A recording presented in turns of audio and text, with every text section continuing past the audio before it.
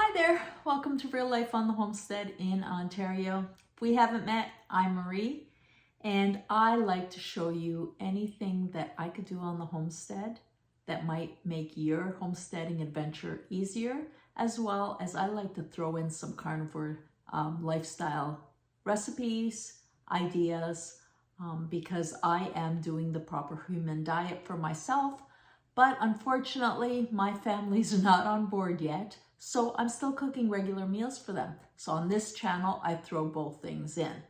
And today I am going to show you how to make farmer's cheese.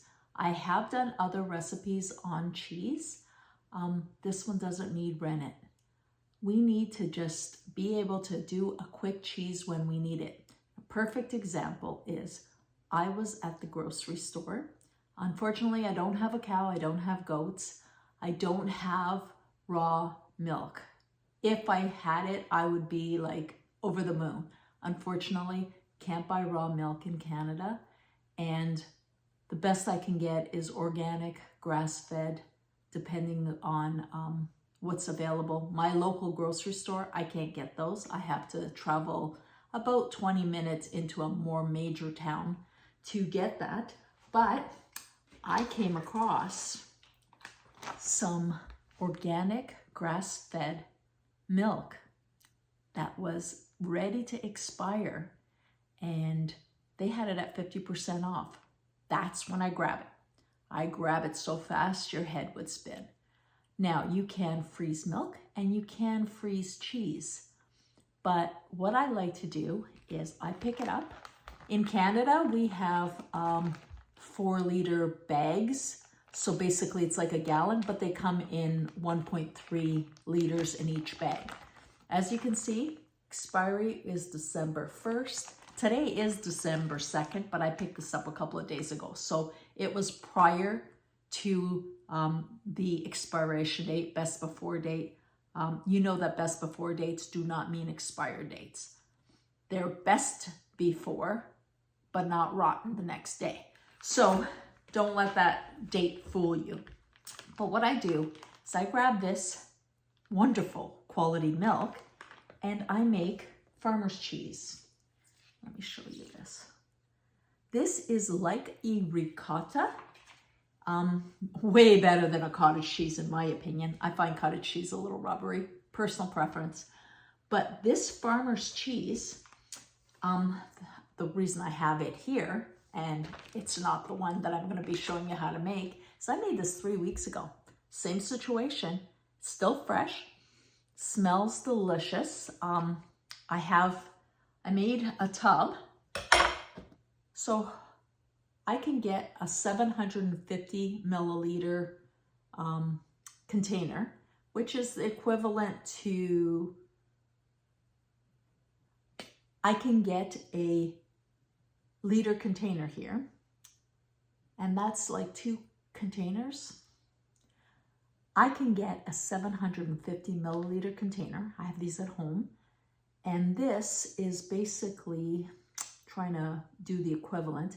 It's 3/4 of a quart, trying to come up with the conversions. But this cheese I could throw in the freezer if I want to. I just leave it in the fridge. We consume it as we go through. If you add a little bit of whipping cream and blend it, it's the same as cream cheese, identical. This in pasta dishes or lasagnas, amazing, just amazing. What I like to do on my carnivore diet is I take this and I put it in one of my egg yolk wraps and just have it like a little snack treat. Wonderful. Anyway, this is a beautiful thing to have, and I'm going to show you how simple it is, because remember, simple is key. When you pick up these milks at discounted rate, you got to use it right away, so it can't be complicated. So let me show you how simple this is and how you will want to go out and make some fresh cheese right away. And if you see those discounted milks, grab them. They are not a waste, and you can actually end up, this container of fresh ricotta, which is grass-fed organic, would cost me a small fortune. So I'm going to show you how to do it too.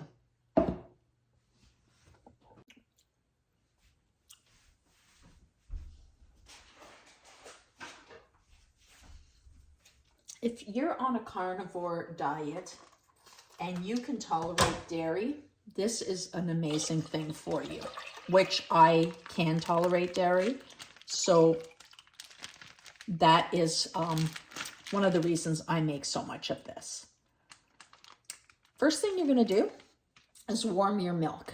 And you are warming it to a steam stage, but not boiling. So really, about 180 degrees is where you want to be. So this will take a little while because I'm going to do it over a gentle heat. I want to warm it up slowly. I don't want it to boil over. I definitely don't want to scorch the milk or have it stuck on the bottom. So this is going to take just a little while. And we're going to get some white, simple vinegar. I'm going to take this cheese here and I am spreading it out on this container lid and I'm going to freeze it. I am going to attempt to freeze dry this.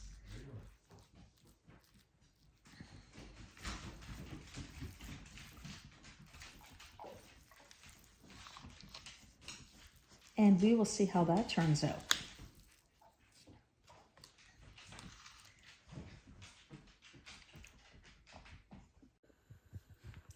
Now, the milk is just starting to come up. The milk is just starting to come up to a steam, and I'm trying to see if I can capture this on the video. It's just coming up slightly. And what I want you to do is be able to do this without a thermometer. So I am just checking in on the temperatures, and what we're looking at is getting at about 180. And we are getting there. So as you can see, we're at like 173. You are not looking for a boil. You are just waiting for the milk to start steaming. Again, I was hoping that I can catch this on the video. You can just barely see the steam happening. And let me try to zoom in here. And see how those little bubbles are forming on the edge? That's the sign that it's hitting 180. It's those little bubbles that will give it away. And then the magic will happen. So for 1 gallon or 4 liters, what I'm going to do is add simply white distilled vinegar, 1/4 cup to 1/2 cup. It does not have to be exact. At this point, I will shut off my heat, add my vinegar in, and I don't measure because I've done this so many times. I'm very comfortable with it. I give it 1 stir and I let it sit. Don't be freaking out. Don't be touching it. Don't over stir it. Just let it sit and you'll see the whey start coming out of the cheese.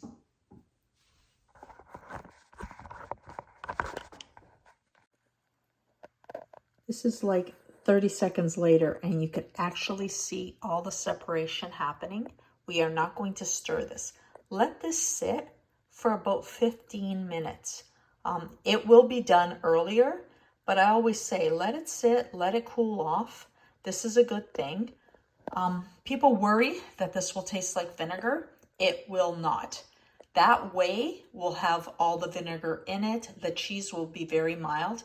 If you really want to, and I have done this when I'm doing sweets, is I rinse the cheese under a running water and just remove any of that surface vinegar. Now here we are 5 minutes later, and as you can see, it's separating. Some people do panic at this stage thinking, oh, it's not working. If you want, what you can do is turn your heat back on and the temperature will come back up to, you know, that hot point, pretty much 180, and it will start to separate. If you want to do this, you can. You don't have to. I've had a lot of people say, it's not working for me. What do I do? I've even had photos sent to me asking me, why is it not working? So if you come across this and you're a little stressed, what I want you to do is put the heat back on, and you're going to bring the temperature up. The cheese proteins will tighten up and separate from your whey. Now I'm doing this real time because I want you to see how quickly things do separate once you bring that heat back up. And I have this on a medium low because I don't want to do it suddenly, but you know, medium low works well. You can see that the bubbles are starting to happen on the edge, which means the temperature's getting higher. And we're not looking for a boil. Just gonna see how it's doing right now.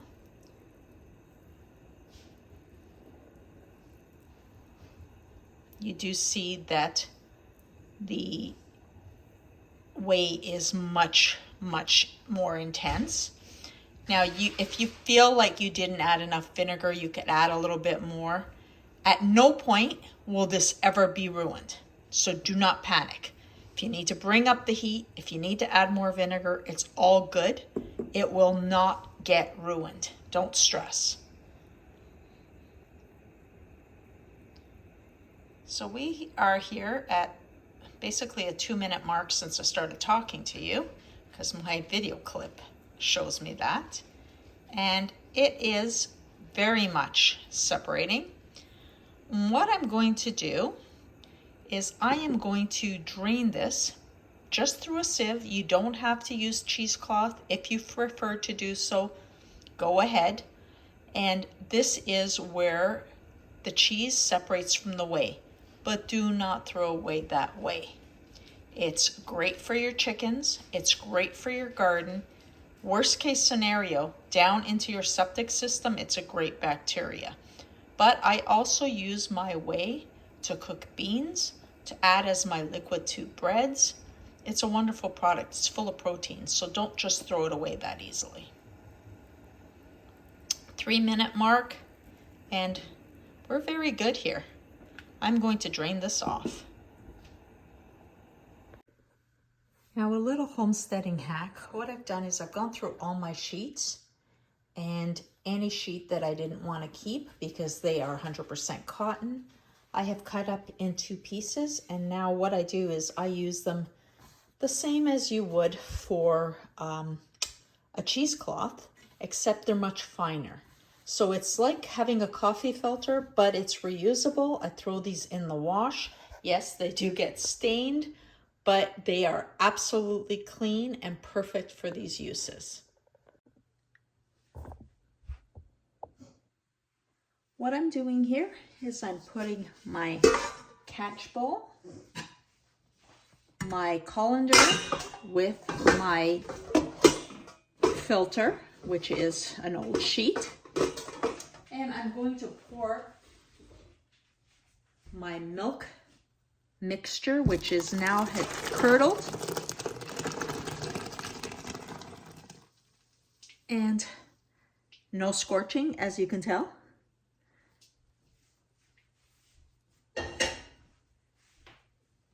And I'm just going to let this run until it is the consistency I would like it to be. I want you to see that whey underneath. See that beautiful whey? That can definitely be used for future. So this takes a little while because it is finer, but that's what we want.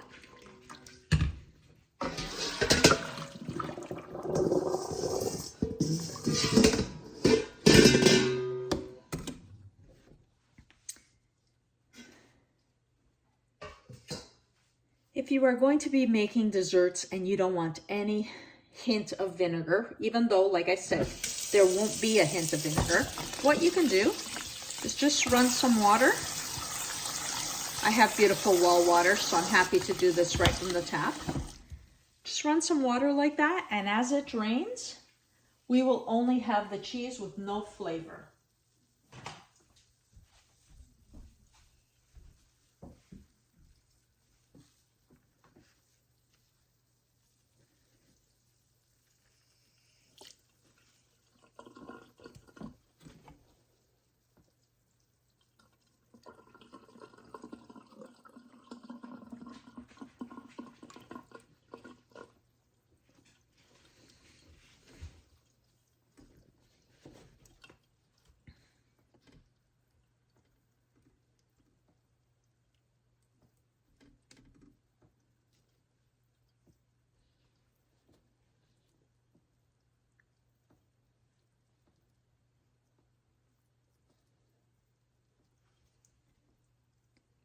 One thing I didn't mention is that this works really well when you are using whole milk.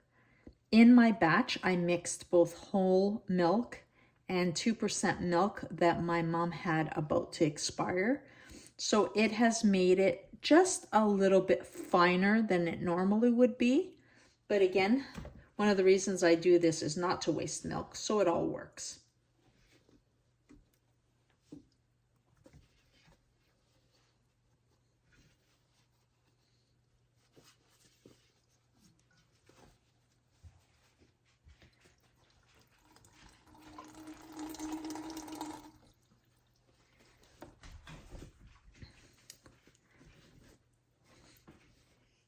When this sits inside a colander, it takes a lot longer to drain because there's surface tension.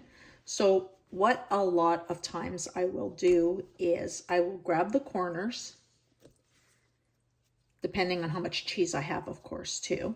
I will grab the corners, and when I pull up, do you see how it drains so quickly? And what I'll do is I will tie a knot in my corners here.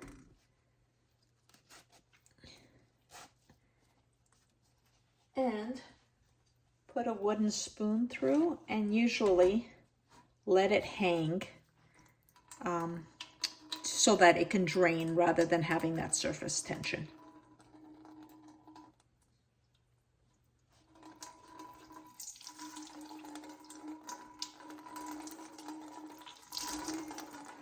See how quickly that comes out?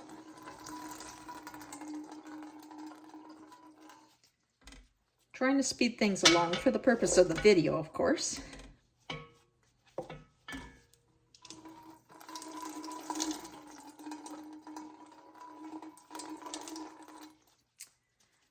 At this point, where we've drained a lot of it, maybe not all yet. There we go.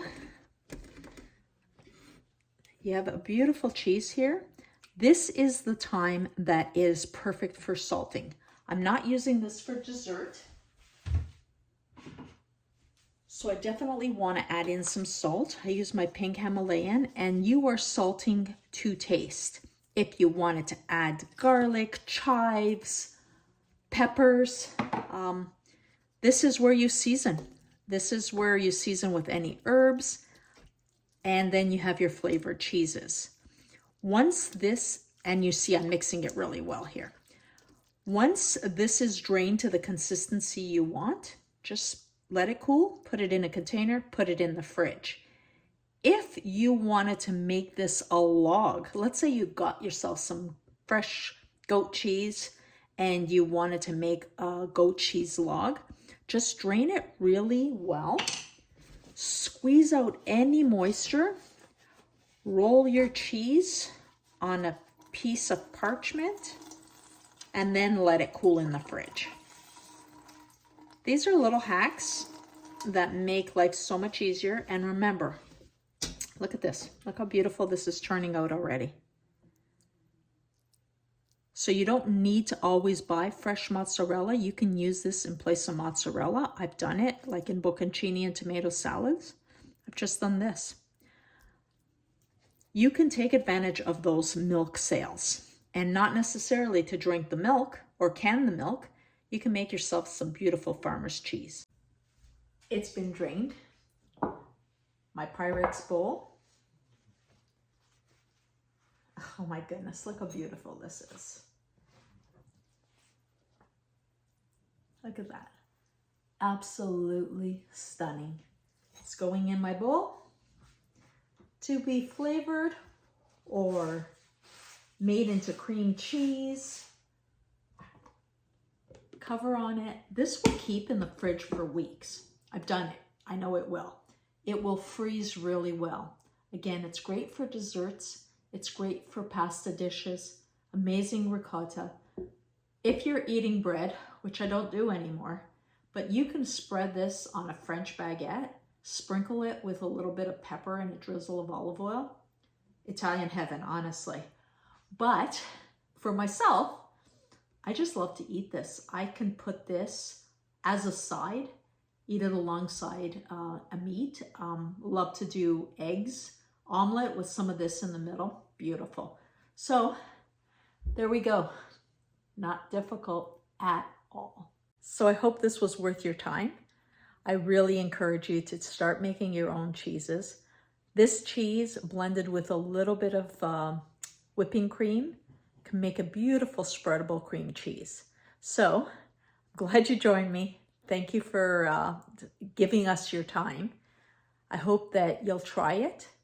Please like, comment, subscribe to our channel if you haven't already done so. But most of all, go out, live your best life, and share the adventures with your friends. Thanks a lot. Have a great day.